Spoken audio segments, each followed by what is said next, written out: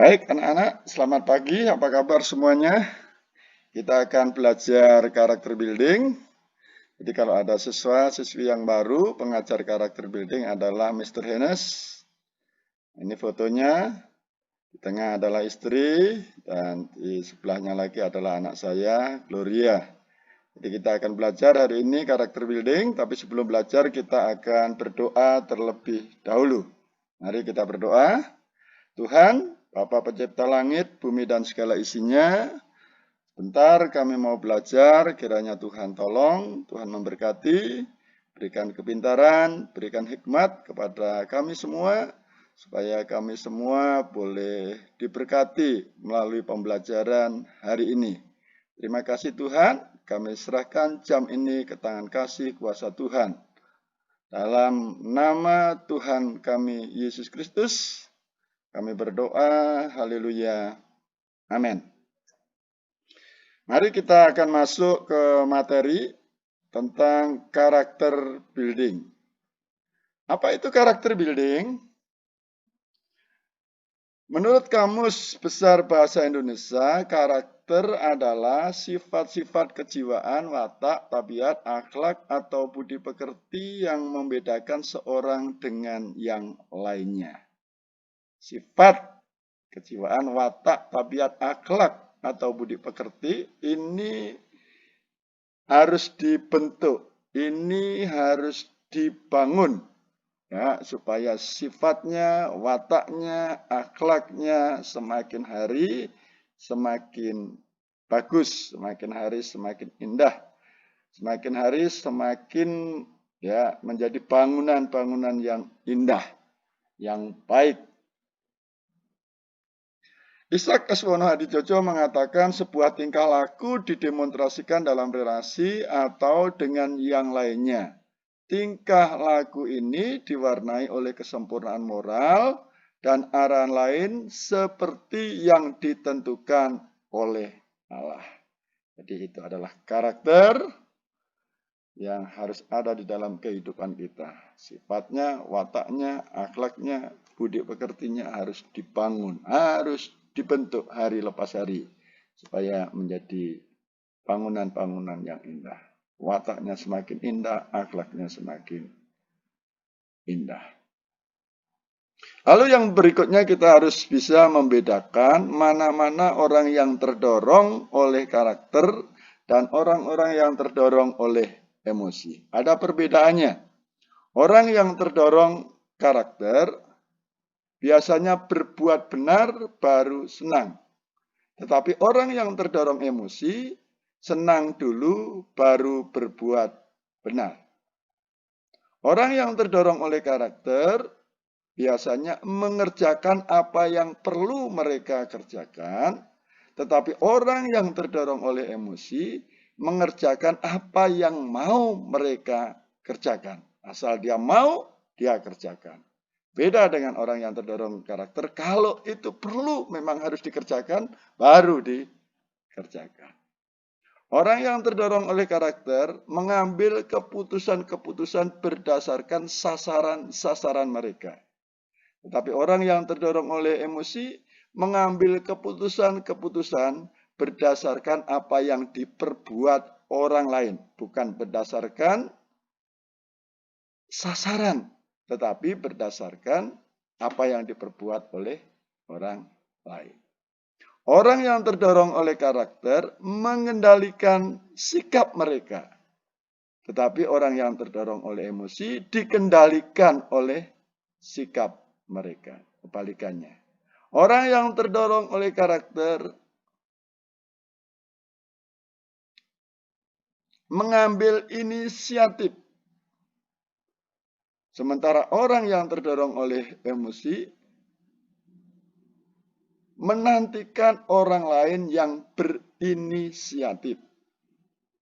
Orang yang terdorong oleh karakter menanyakan apakah yang bisa ku berbuat bagimu. Tetapi orang yang terdorong oleh emosi menanyakan apakah yang bisa kamu berbuat bagiku. Jadi fokusnya itu pada diri sendiri, bukan kepada orang lain. Lalu orang yang terdorong oleh karakter maju terus walaupun timbul masalah. Tetapi orang yang terdorong oleh emosi terhambat oleh masalah. Jadi ketika ada persoalan, ketika ada tantangan, masalah, ya dia tidak bisa maju. Dia terhambat oleh masalah-masalah yang dihadapinya. Tetapi orang yang terdorong oleh karakter, dia tetap maju walaupun ada masalah, ada tantangan yang menghadapinya. Jadi orang yang terdorong oleh karakter yang berikutnya adalah biasanya dia akan menjadi pemimpin. Lalu orang yang terdorong oleh emosi biasanya akan menjadi pengikut.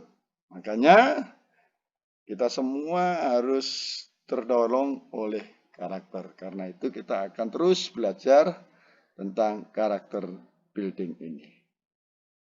Lalu berikutnya, mengapa kita perlu membudayakan karakter?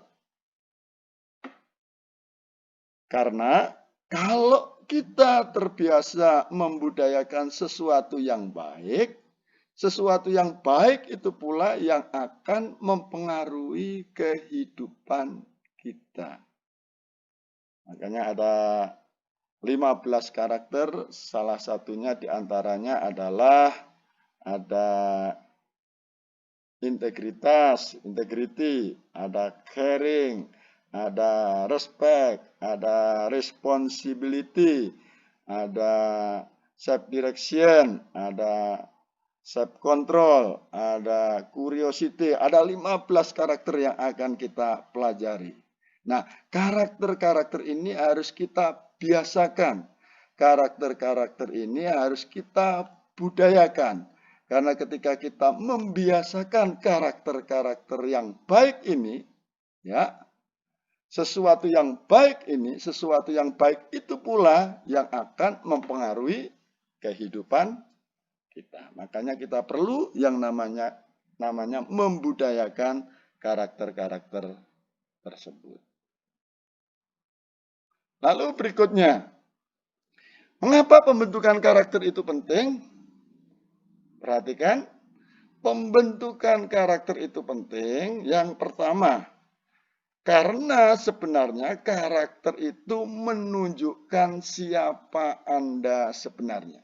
Siapa kita sebenarnya itu ya ditentukan oleh karakter. Contohnya, kita belajar karakter integrity. Kalau kita biasanya itu tidak jujur, siapakah kita sebenarnya? Sebenarnya kita termasuk orang-orang yang tergolong tidak jujur. Siapakah kita sebenarnya? Ya, adalah orang yang tidak jujur. Kalau kita, contohnya kita belajar bertanggung jawab, responsibility. Tetapi ketika kita diberikan tugas, mengerjakan PR, kita tidak mengerjakan, kita diberikan tugas, ya kita tidak tepat waktu di dalam mengumpulkan tugas, siapakah kita sebenarnya? Ya, kita adalah orang yang kurang bertanggung jawab.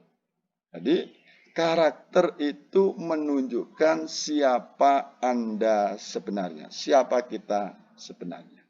Lalu berikutnya, karakter itu menentukan bagaimana seorang membuat keputusan. Kalau kita terbiasa melakukan hal-hal yang baik, keputusan-keputusan yang kita ambil biasanya akan ditentukan oleh kebiasaan-kebiasaan yang kita lakukan. Kalau kita biasa melakukan yang baik, biasanya keputusan-keputusannya juga nanti hasilnya baik. Lalu berikutnya, karakter menentukan sikap, perkataan, dan tindakan seseorang. Sangat jelas sekali bahwa karakter itu akan menentukan sikap kita, perkataan kita, dan tindakan kita.